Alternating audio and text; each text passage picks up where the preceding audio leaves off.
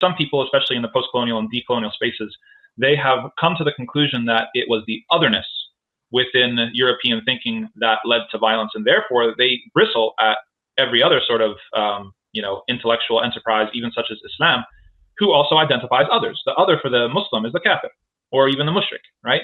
Now, with a European baggage, with European experience, that makes the decolonial and post-colonial thinker uneasy, because they assume that now that requires violence, right? But what we're saying is that the otherness that other societies and other civilizations did sort of partake in never resulted in the type of violence that the European otherness did. And so is it really simply, and we talked about this in the previous video about, he has this sort of fourfold model, proximity and distance. Said's assumption is that distance and othering necessitates violence. And we look at history and say, no, it doesn't. Lots of civilizations have come and gone who have had others, who have had distance, who have even had stereotypes, and let's even say bigotry towards other groups. And that didn't result in genocide. And it didn't result in epistemicide. It didn't result in a wiping out their way of knowing the world. So what gives? What is it about Europe and European colonization and modern colonization that is different, unique, that makes that made that sort of happen?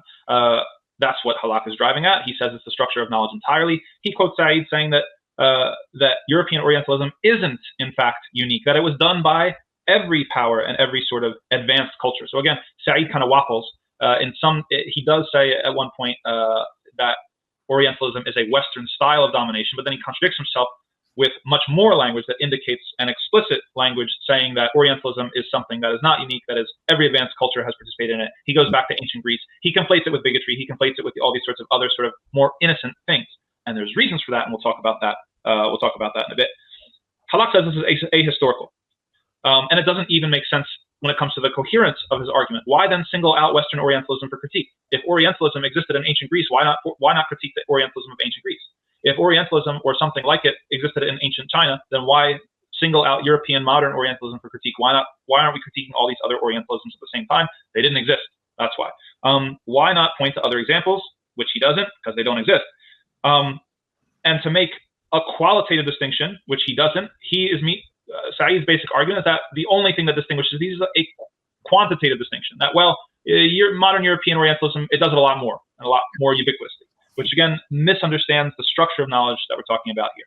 Halak says rather, Orientalism is merely a symptom of modern knowledge. It is not the cause, it is the symptom.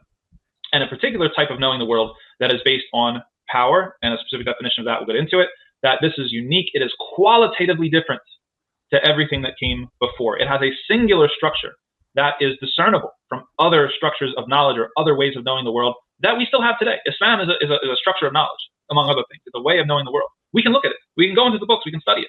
And it is very, very qualitatively different than the Western Enlightenment, post-Enlightenment way of knowing the world.